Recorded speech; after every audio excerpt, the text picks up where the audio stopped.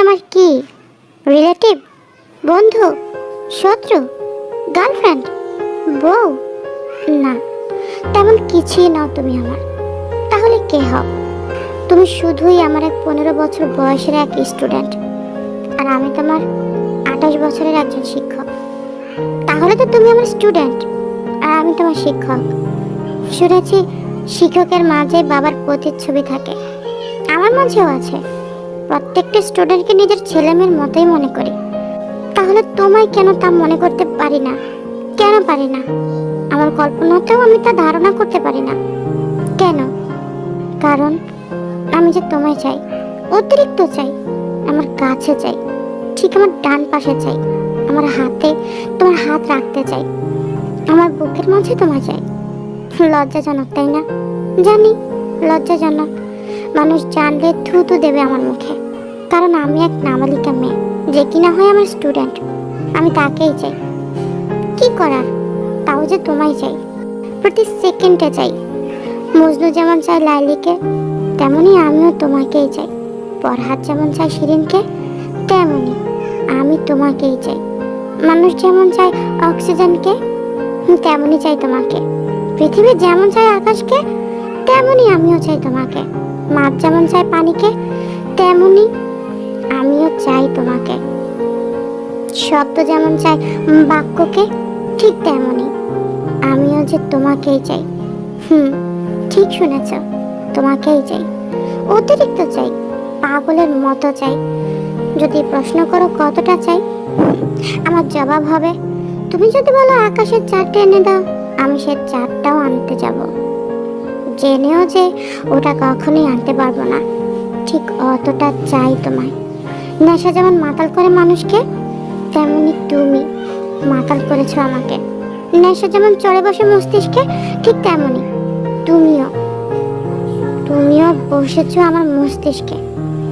বেহায়া আমি, তাই না? অনেক বেহায়া, তোমার জন্য বেহায়া। জানি না আমার এই বেহায়াপনা নিয়ে কতদিন বেঁচে থাকতে পারবো। যতদিন বেঁচে থাকবো তুমি থাকবে আমার বুকের মাঝে। যখন বুঝতে পেরেছিলাম তোমায় নিজে থেকে বেশি চাইতে শুরু করেছি, তখনই ভেবেছিলাম তোমার চাওয়ার থেকে মরে যাওয়াটা শ্রেয়। কিন্তু পরিবার ছেড়ে কিভাবে মরতাম বলো? আমি ছাড়া যে তাদের আর কেউ নেই। জানি কখনো পাবো না তোমায়, কখনো ছুতে পারবো না তোমায়। তাও তোমায় এক নজর দেখতে পাই, তাই আমার বাঁচার প্রদীপ।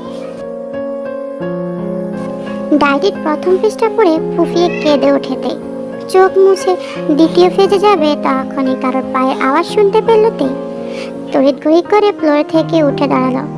ডায়েরিটা যেখান থেকে নিয়েছিল ঠিক সেখানে রেখে দিল। কানে আওয়াজ আসতে সামনে তাকালো।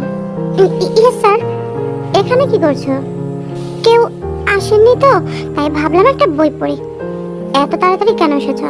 কাল থেকে সবার সাথেই আসবে। যাও নিজের জায়গায় যাও। তেই তাড়াতাড়ি সেখান থেকে নিজের জায়গায় গিয়ে বসলো। যার ধমকেতে ভয় পেল সে হলো তার বাসার এবং স্কুলের শিক্ষক জিয়ন জাঙ্কুক মঞ্জিল।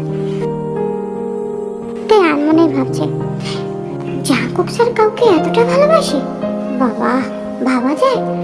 তাও তার থেকে 11 বছরের ছোট এক মেয়েকে, আবার আবার কিনা সেটা স্টুডেন্ট। যাই হোক, মেয়েটা বড়ই ভাগ্যবতী যে স্যারের এতটা ভালোবাসা পাচ্ছে। স্যারের জন্য খারাপও লাগছে। তার এই ভালোবাসা কেউ ভালো চোখে দেখবে না বলে মনে হচ্ছে। মানবে কিনা তাও সন্দেহ। জি স্যার। কালকের পড়াগুলো রিভিশন দাও, সবাই আসলে একসাথে টেস্ট দিও। Okay sir. জাঙ্কুক আর এক মুহূর্ত দাঁড়ালো না, চলে গেল। জাঙ্কুক চলে যাওয়ার পর তাই ভাবতে লাগলো, এই জাঙ্কুক স্যারটা আমায় একদমই সহ্য করতে পারে না। জানি না কেন। কই, আমি তো কখনো স্যারদের সাথে কোনো খারাপ ব্যবহার বা দুষ্টুমি করিনি। তার জন্য স্যার ম্যাডাম আমাকে বেশ পছন্দও করে। কিন্তু এই জাঙ্কুক স্যারটা আমি একদমই পছন্দ করি না। কিন্তু স্যারটাকে আমার বেশ ভালোই লাগে। স্যার হিসেবে বললে she is a brilliant teacher. যে কোনো প্রশ্নের অ্যান্সার আছে তার কাছে। ওনার কথার স্টাইল, চলার স্টাইল, বিহেভিয়ার সব চোখ বাঁধানোর মতো। এবং সে নিজেও একটা আইটেম। উপস, কি যে বলি। মানে সে দেখতে যথেষ্ট সুদর্শন। লম্বায় 6 ফুট তো হবেই, চেহারার গঠন গোল, চোখ দুটো অসম্ভব সুন্দর, আর ঠোঁটের নিচে একটা তিল আছে। সিল্কি চুলগুলো বড় বড় রেখেছে। স্যারের বয়স কেউ ধরতে পারবে বলে মনেই হয় না, কেউ বলবেই না। স্যারের বয়সটা 27 বছর, এবং সবার সাথে স্যার ভালোভাবে মিষ্টি করে কথাও বলে।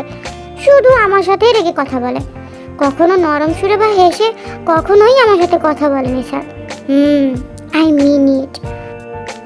স্যাররা যথেষ্ট বড় লোক। সিউলে তাদের নিজেদের বাড়ি আছে 8 তলা, আরও অনেক কিছু আছে নাকি, সেটা অন্যান্য টিচারদের মুখ থেকে তাই শুনি। স্যারের তো গাড়িও আছে, এখন কতগুলো সেটা তো আর জানি না। পার্সোনালি একটা গাড়ি স্যার ইউজ করে, ডার্ক কালারের। মাঝে মধ্যে গাড়িটা নিয়ে বের হয়। দেখি তো। এতটা বড়লোক হওয়ার পরেও স্যারের সেই ব্যাপারে কোনো অহংকার নেই, সাদামাটা ভাবে সে চলাফেরা করে। কিন্তু স্টাইলের দিক থেকে নো নার্সার। স্টাইল করা মেবি স্যারের রক্তে মিশে আছে। বাসায়ও কখনো অগোছালো ভাবে আমি দেখিনি স্যারকে।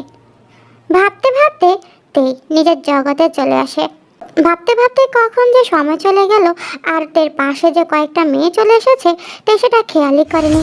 কিছুক্ষণ পর জাঙ্কুক এলো, আর জাঙ্কুক এসেই তের দিকে তাকাতে মুখটা ঘুরিয়ে বাকি স্টুডেন্টদের দিকে তাকিয়ে মুচকি হেসে কথা বলল। আরে ব্যাপারটা তের খুব কষ্টই লেগেছে। মাঝে মধ্যে তো তের খুব কান্নাই পায় জাঙ্কুকের এমন আচরণে। আমি কি দোষ করেছিলাম স্যারের সাথে? স্যার তো অন্যান্য বাকিদের সবার সাথে কত সুন্দর করে মিষ্টি হেসে কথা বলে। আমাকে কি স্যার অন্যান্য স্টুডেন্টদের মতো কি ট্রিট করতে পারে না? এতটাই খারাপ আমি?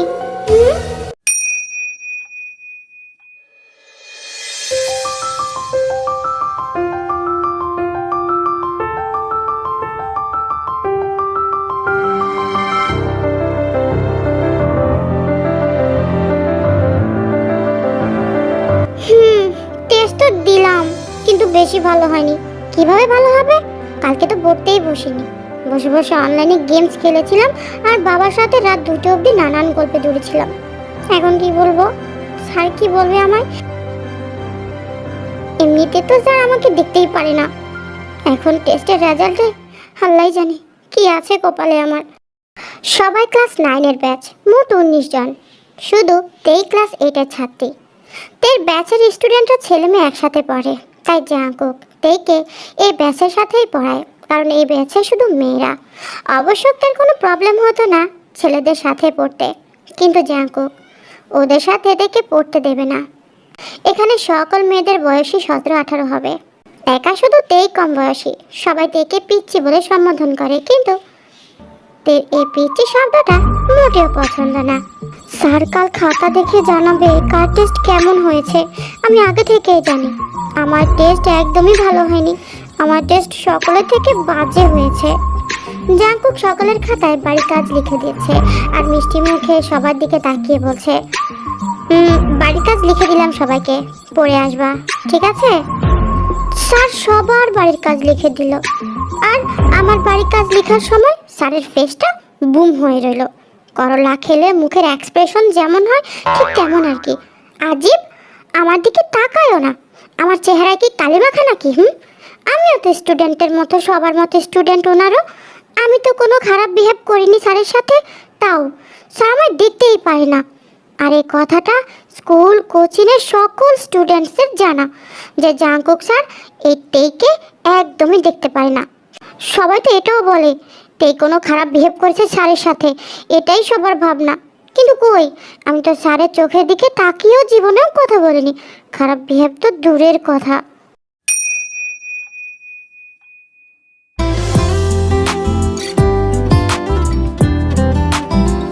জাঙ্কুকের বাসার গেট দিয়ে সবার আগে বেরিয়ে এলো। জাঙ্কুক একটা ফ্ল্যাটে থাকে 4 তলায়, সেখানেই সবাইকে পড়ায়। এই ফ্ল্যাটটা জাঙ্কুক কিনেছে যাতে জাঙ্কুক সবাইকে পড়াতে প্রবলেম না হয়, আর কোনো অভিযোগও যাতে না আসে।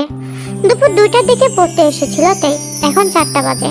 হঠাৎ পিছনে ফিরে উপরে চোখ পড়তেই তে দেখলো জাঙ্কুক বারান্দার রেলিং ধরে তের দিকে তাকিয়ে আছে। তেকে ঘুরতে দেখে জাঙ্কুক ভেতরে চলে যায়। আহা, মাঝে মাঝে তো আমার খুব কান্নাও পায় স্যারের এমন বিহেভ দেখে। কি করেছি আমি ওনার সাথে? আমাকে পড়াতে না চাইলে বললেই তো হয়। আমি তো এতটা অবুঝো না যে বুঝতে পারবো না। আমি না হয় অন্য টিচার খুঁজে নেব। সিউলেও স্যার আমার সাথেই এমন বিহেভ করেছে। তেই তার বাবা মায়ের সাথে এখন ভূষণে থাকে, তবে এর আগে তেই তার বাবার চাকরির খাতিরে আগে সিউলে ছিল, আর সেখানে জাংকুকের সাথে তাদের প্রথম পরিচয় হয়। তাই হাঁটতে থাকে আর নিজে নিজে বলতে থাকে, যখন আমরা সিউলে ছিলাম তখন আব্বু আমায় জাংকুক স্যারের কাছে পড়তে দিয়েছিল। স্যার টাকা ছাড়া অনেক স্টুডেন্টকেই পড়াতো। তখন স্যারের বাবা তো প্রায় চিল্লাতো স্যারের সাথে, আমার এত বড় ব্যবসা কে দেখবে, তুমি শিক্ষকতা ছেড়ে আমার ব্যবসায় হাত লাগাও। কিন্তু স্যার পাত্তাই দিত না। আসলে জাংকুকের শিক্ষকতার ক্যারিয়ারটা অনেক পছন্দের ছিল। তাই তখন ক্লাস 7-এ পড়তো। প্রথম প্রথম জাংকুকদের সাথে খুব ভালোভাবে মিষ্টিভাবে কথা বলতো আর বুঝাতো। কোনো কিছু না বুঝলে হাসি মুখে সব 100 বার বুঝাতো। মাঝে মাঝে তো তেকে গল্পও শোনাতো, আর প্রায় সময় তেকে গানও শোনাতো। অবশ্য ভালোবাসার গান শোনাতো, কিন্তু তের কাছে সেসব গানগুলো বেশ বোরিংই লাগতো। কিন্তু তাও তেই মুচকি এসে গানগুলো শুনতো। ধীরে ধীরে জাংকুকের ব্যবহার চেঞ্জ হতে থাকে। গান তো দূরেরই কথা, পড়ার ব্যাপার ছাড়া আর কোনো কথাই বলতো না। মাঝে মাঝে হঠাৎ করে জাংকুক তের উপরে চিৎকার চেঁচামেচি করে উঠতো। জাংকুকের কাছে তেই 8 মাস পড়েছিল। পরে যখন তেই ক্লাস 8-এ উঠবে তখন তের বাবার কাজের জন্য ট্রান্সফার হতে হয় ওদের ভূষণে। তে তো তখন অনেক খুশি হয়েছিল। তে ভাবলো যে তেকে আর জাংকুক স্যারের কাছে পড়তে হবে না। আমার এখনো মনে আছে, আমাদের যখন সবকিছু ঠিকঠাক হয়ে গিয়েছিল, সকালে যখন আমরা চলে যাব ঠিক তার আগের সন্ধ্যায় আব্বু স্যারকে ফোন করে বলে দিয়েছিল যে আমি আর স্যারের কাছে পড়তে আসবো না। তখন স্যার যে কি বলেছে সেটা তো আর আমি জানি না, কিন্তু আব্বু বলেছে যে স্যারের বাসায় গিয়ে আমার বইগুলো নিয়ে আসতে। তাই আমিও ভাবলাম যে লাস্টবার স্যারকে গিয়ে সালাম দিয়ে আসবো। ঠিক বিকেলের দিকে তেই জাংকুকের বাসায় যায়। বিল্ডিংয়ের 8 নম্বর ফ্ল্যাট ছিল জাংকুকের। জাংকুকের ফ্ল্যাটটা সব ফ্ল্যাট থেকে আলাদা ছিল, খুব সুন্দর বললেও কম হবে। তে গিয়ে দেখে স্যারের আম্মু মানে কিম সেokjin ডাইনিংয়ে খাবার বাড়ছে, আর কিম নামজুন বই পড়ছে। তখন জাংকুকের মা তেকে দেখে বলে, আরে তে যে, তোমার স্যার তো স্টাডি রুমে।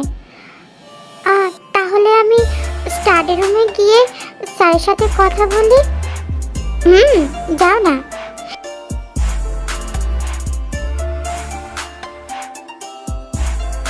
তে গিয়ে দেখলো স্টাডি রুমে জাংকুক চেয়ারে হেলান দিয়ে চোখ বুজে আছে।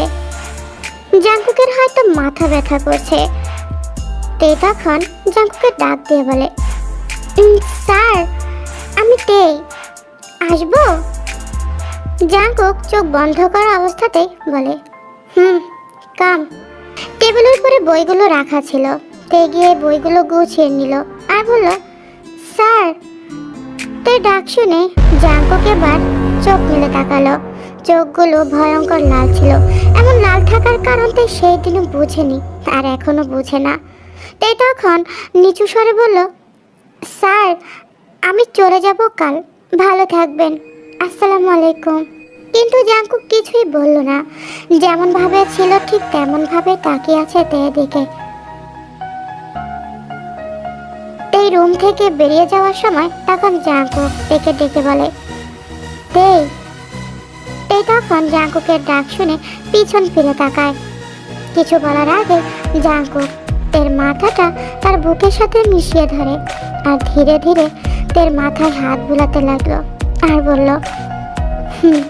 তেই লেখাপড়া মন দিয়ে করো, নিজে যত্ন নিও, একদম দুষ্টুমি করবে না, সারাদিন খেলাধুলা করার প্রয়োজন নেই, আব্বু আম্মুর কথা শুনবে, আইসক্রিম একদমই খাবে না, আর রাস্তাঘাটে চলাফেরা কম করবে, আর ওইখানে সাবধানে থাকবে, আর তাড়াতাড়ি বড় হওয়ার চেষ্টা করবে।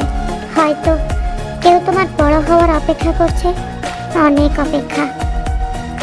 আমার এখনো মনে আছে স্যারের বয়সটা কেমন জানি লাগছিল সেদিন, কেমন অদ্ভুত ছিল ভয়েস, যেখানে হয়তো কোনো কষ্টের অভিমানের আর্তনাদ ছিল।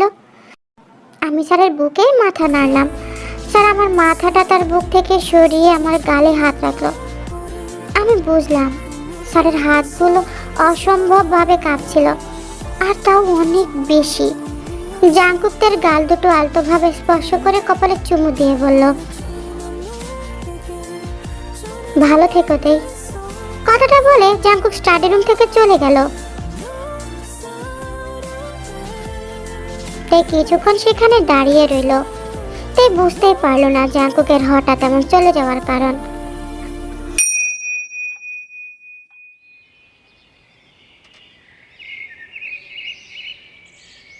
পরদিন সকালে ট্রাকে তেদের মালামাল গুছানো হলো। তেরা চলে যাবে ঠিক তখনই তে দেখলো জাংকুক তের দিকে তাকিয়ে আছে। জাংকুককে দেখে তে স্যার বলে ডাক দিল, কিন্তু জাংকুক সেই একই ভঙ্গিতে তাকিয়েছিল। তে তখন হাতে ইশারায় জাংকুককে বাই জানালো। জাংকুক কোনো কথা না বলে ভেতরে চলে গেল।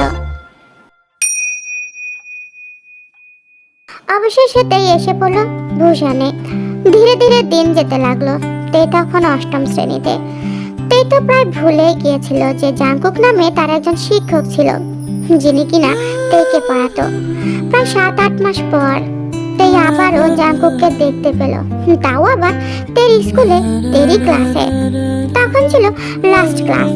প্রিন্সিপাল স্যার তখন জাংকুককে সকল স্টুডেন্টদের সাথে পরিচয় করাচ্ছিল।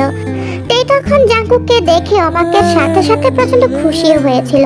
তে তখন বসা থেকে উঠে গিয়ে জাংকুককে সালাম দিল, কিন্তু জাংকুক তেকে কিছুই বলল না। জাংকুক এবারও তেদের ফ্ল্যাটের পাশাপাশি ফ্ল্যাট নিয়েছিল। তের বাবা জাংকুককে দেখে এবারও জাংকুকের কাছে থেকে পড়তে দিল। তবে এবার জাংকুকের কাছে আবারও পড়তে দেওয়াতে তে ভাবছে, আমি তো এটাই ভেবে পাচ্ছি না, স্যারদের এত বড় বাড়ি সিউলে, তারপরেও কেন ভূষণে থাকতে হবে স্যারকে? এখানে থাকার মানেটা কি স্যারের?